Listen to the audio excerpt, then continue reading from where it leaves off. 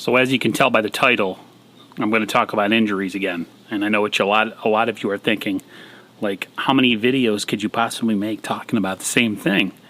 And the reason I'm so kind of obsessed on this whole injury front is just the fact that the philosophy of how this team has built its roster kind of directly affects why we have the injury situations that we have. If you look at a lot of the guys that are hurt, I mean, if you remember last year, Dee Ford had injuries in camp. So did Nick Bosa.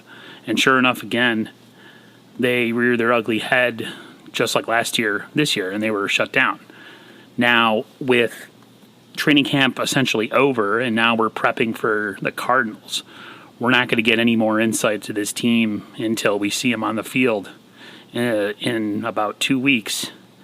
And it just, to me, it's telling of just, when you try to build your roster with guys that you redshirt or you draft that have a possibility of becoming something but fell in the draft because of injury or health concerns.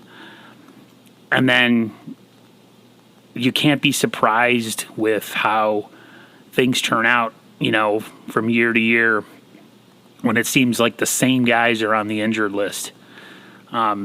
It's not a surprise. It's the way the Niners' philosophy is and the way they construct their roster is a direct reflection of why they have the issues that they have. Now, a lot of people say, well, injuries happen in football, everybody has them, but if you look at this team over the past couple seasons, I mean, it's an epidemic.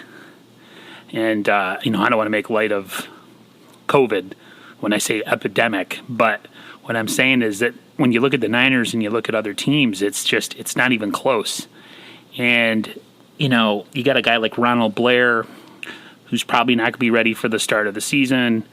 You got Weston Richburg, who's always hurt, who I think was an absolutely horrible contract signing. He's not going to be available till November, I think. I mean, you're possibly, depending on McKinnon this year, who's missed 2 straight years with a knee injury. You got a guy like Contavious Street who's finally getting healthy, but he had a knee injury. Julian Taylor? He's another guy that's never healthy, Like I said, you go back to Dee Ford and Nick Bosa. I mean, their status, who knows, is up in the air. I'm sure they're going to play, but still, I mean, you look at that and you can't be surprised because these guys have injury histories going back years, especially Nick, all the way back to high school. And I'm not saying they're not good players and that I don't love having them on the 49ers, and that's totally not it. I'm just saying I just feel like every time I open up my phone, there's always a new guy dinged up with some sort of something, but it's always usually the same people, and it's never really surprising to me. Jimmy Ward and Jaquiski Tartt are 2 guys that seem to always have had injury issues. They've seemed to have righted that ship. I don't know if it's just how they take care of themselves or it's just a good run of luck, but those are another 2 guys that are always seem like they were on the injured list all the time. Jimmy Ward, more than anybody, seemed like the fact that he got a contract from the 49ers says a lot about his talent. But again, the injury issue was there, and it still might be there. Who knows? Jalen Hurd, 2 straight years missed. He had injury issues going back to high school. I'm trying to think. There's so many names on this roster that have issues.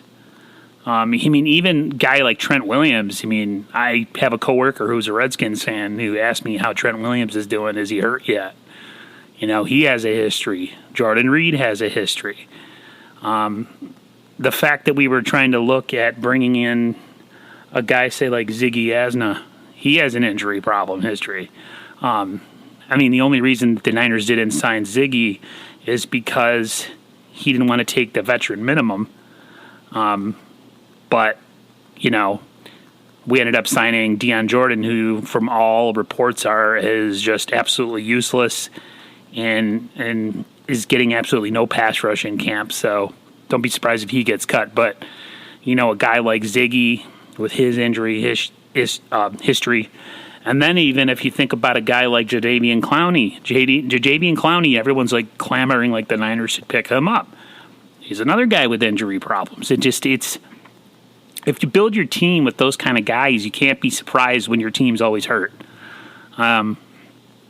Again, this isn't a knock on the 49ers talent-wise. This isn't a knock. This is just, you can't be surprised with anything that happens when your roster-building philosophy has some cracks in it. As great of his work as John and Kyle have done to rebuild this roster to make it a Super Bowl caliber roster, I mean, there's definitely some issues with that philosophy, and it's that they take flyers on guys that have checkered injury pasts, and usually those guys end up having injury-riddled careers. So, I don't know.